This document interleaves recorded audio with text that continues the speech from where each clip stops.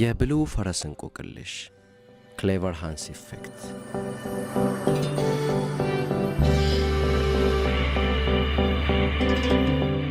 የቻርለስ ዳርዊንን ታላቅ ሥራ ኦን ዘ ኦሪጂን ኦፍ ስፒሺስ መታተም ተከትሎ በሳይንሱና በአጠቃላዩ ምርምር ዓለም ላይ የተከሰተው ሞገድ የዋዛ አልነበረም።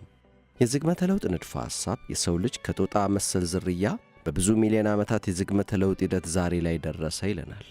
ዝርዝር ሐሳቡን ትተን ይህ ንድፈ ሐሳብ የዛሬው ስልጡን ፍጡር በአንድ ወቅት እንደ ሌሎች እንስሳት ነበር ካለ፣ ዛሬ አብረውን ያሉት እንስሳትም ደግሞ የሰውን ያክል ባይሆንም አንዳች አእምሮ ብቃት ሳይኖራቸው አይቀርም ባዮችን መቀስቀሱ የሚጠበቅ ነበር። ዊልሄልም ቮን ኦስተንም የሚያስበው ይህንኑ ነበር። ዊልሄልም ቮን ኦስተን በ19ኛው ክፍለ ዘመን መገባደጃ ግድም በርሊን ውስጥ ይኖር የነበረ የሁለተኛ ደረጃ የሂሳብ መምህር ነበር። ኦስተንን አንዳንዶች ተማላይ ወይም ሚስቲክ ብጤም ነበር ይሉታል። ኦስተን ዛሬ ላይ ወደ ሳይንስ የቆሻሻ ቅርጫት ከተጣሉት የምርምር ዘርፎች መካከል ፍሬኖሎጂ የተባለውንም በትጋት ያጠና እንደነበር ይነገርለታል። ይህ በአሁኑ ወቅት ተቀባይነት የሌለው የምርምር ዘርፍ የአንድ ሰው የአእምሮ ብቃት ባህሪና ስብዕና በሰውየው የራስ ቅል ቅርጽ ይወሰናል የሚል አንድምታ ያለው ሲሆን፣ ዘመናዊ ሳይኮሎጂ ጥናት ግን ኦስተንን ዛሬ ላይ የሚያስታውሰው የእንስሳትን የአእምሮ ብቃት ወይም ኢንተለጀንስ በተመለከተ ባሰለጠነው ሃንስ በተሰኘው ፈረስና የፈረሱን አስገራሚ ብቃት ተከትሎ በተከሰተው ታላቅ እንቆቅልሻዊ ክስተት ሳቢያ ነው። ለመሆኑ ኦስተን ምን ነበር ያደረገው?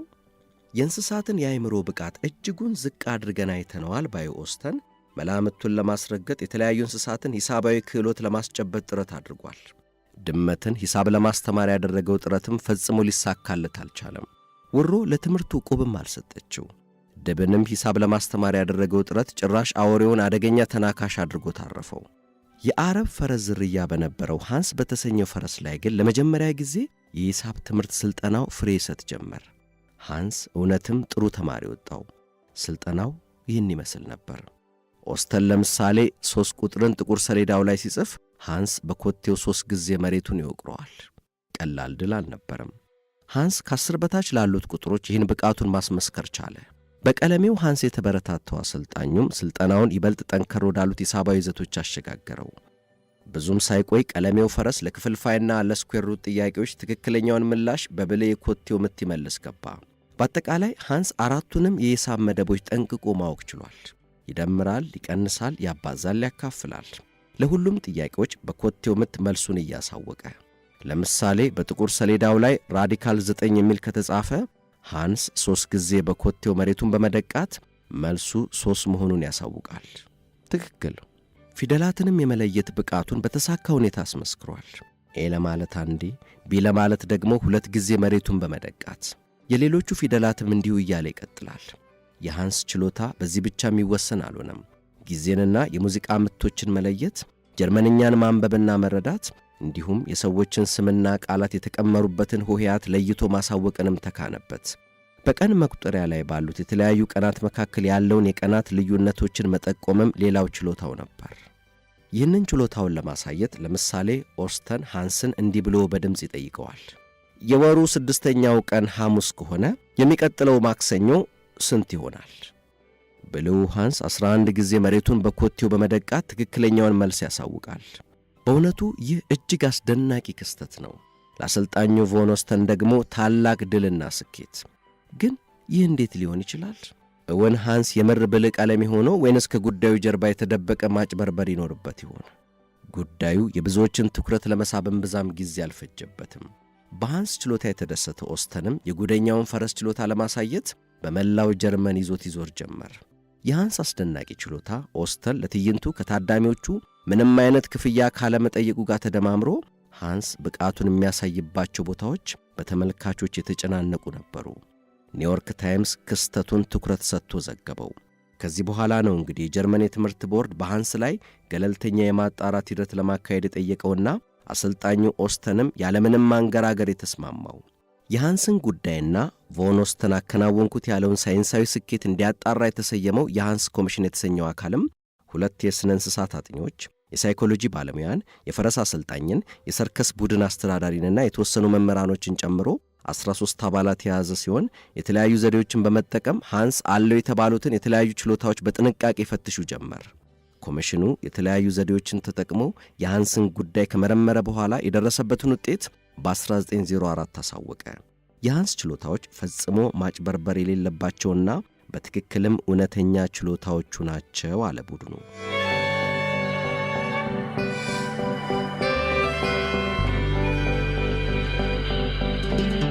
የሃንስ ኮሚሽን የማጣራት ሥራውን በዚህ መልኩ ካጠናቀቀ በኋላ ግን የማጣራት ሥራው ለአንድ ተጨማሪ ዕድል የተለየ የጉዳዩን እንቆቅልሽ የመመርመሪያ ዘዴ ያለኝ ወዳለው ኦስካር ፈግስት ወደ ተባለው የሥነ ልቦና ጠቢብ ዘንድ ተዛወረ። ፈግስት በእውነትም ጥንቁቅ የሳይንስ ሰው ሳይሆን አልቀረም። በማጣራት ሂደቱ ከወሰዳቸው የጥንቃቄ እርምጃዎች መካከል ሃንስ ያለበትን ክልል ነጥሎ የሚከልል ድንኳን መጠቀምንና ቁጥራቸው የበዛ በጥንቃቄ የተመረጡ የተለያዩ ሁኔታዎችን ለመፈተሽ የሚያበቁ ጥያቄዎችን ማዘጋጀት ይገኝበታል። ፈግስት ከዚህ በኋላ የሃንስን ችሎታ በጥንቃቄ መረምር ገባ። ሃንስን በተመለከተ ዋነኛው ጥርጣሬ አሰልጣኙ ቮን ኦስተን ለሃንስ መልሱን የሚጠቁምበት አንዳች ዘዴ ይኖረው እንደው የሚል ነበር። ይህም በተመለከተ ምንም የተለየ ነገር ባይታይም ሃንስ ከምንም በላይ የተሻለ ውጤት የሚያስመዘግበው ጥያቄውን የሚጠይቀው አሰልጣኙ ራሱ ቮን ኦስተን ሲሆን መሆኑ ተስተዋለ። ይሁንና ሌሎች ጥያቄዎች ሲጠይቁትም ቢሆን ሃንስ ከፍተኛ ውጤት ማስመዝገቡ ግን አልቀረም።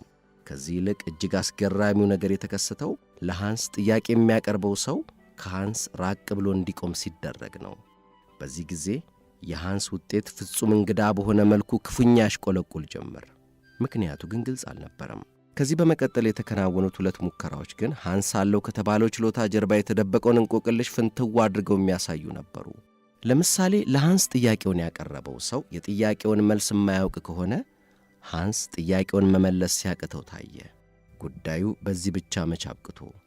ለምሳሌ ጥያቄውን የሚያቀርበው ሰው ራሱን ከሃንስ እይታ ከከለለ የሃንስ ጥያቄውን የመመለስ ዕድል በአካባቢው ባሉ የጥያቄውን መልስ በሚያውቁና ሊያያቸው በሚችላቸው እንደ ጥያቄ አቅራቢው ራሳቸውን ከሃንስ እይታ ባልከለሉ ሰዎች መኖር ላይ የተመረኮዘ እንደሆነ ለመረዳት ተቻለ።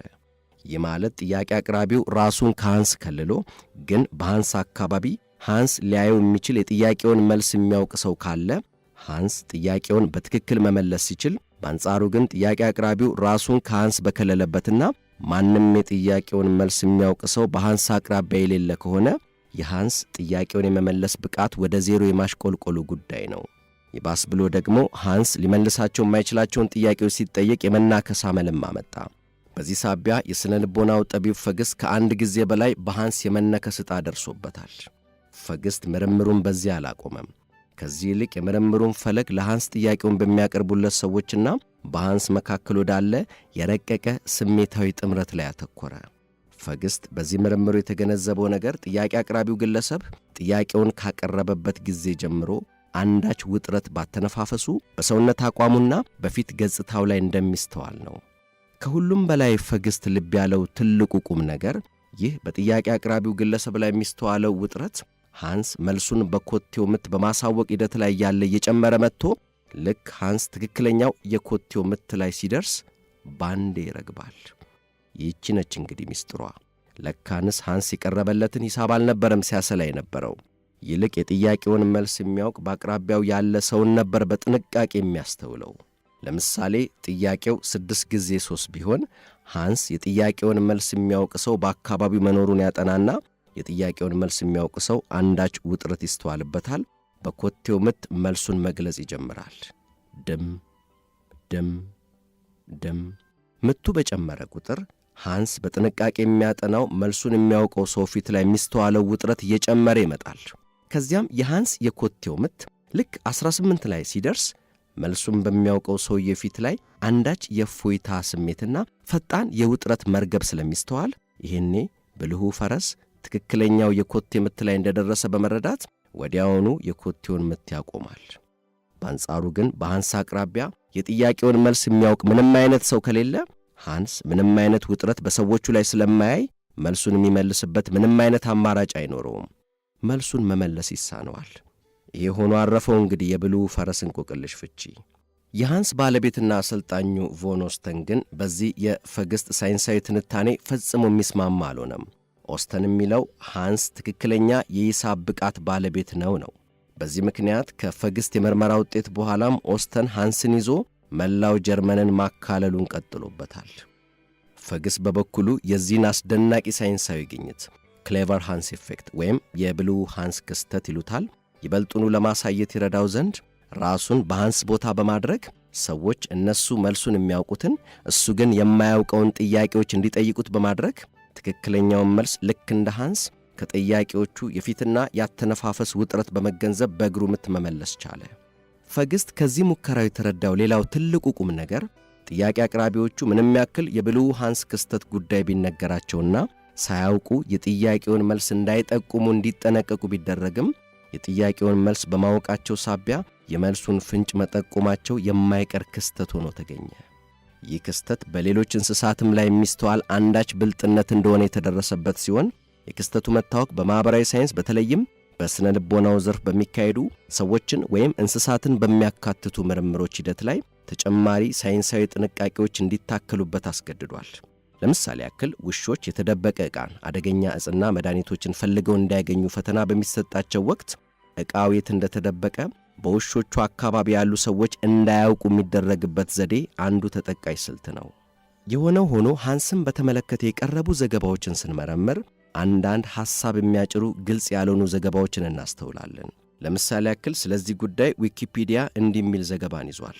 አሰልጣኙ ቮን ኦስተን ለሃንስ የሚቀርቡለትን ጥያቄዎች መልስ ባወቀበት ወቅት ሃንስ 89% ያክል ጥያቄዎቹን በትክክል መመለስ የቻለ ሲሆን ኦስተን የጥያቄዎቹን መልስ ባላወቀበት ሁኔታ ግን ሃንስ መመለስ የቻለው 6% ያክሎቹን ጥያቄዎች ብቻ ነው።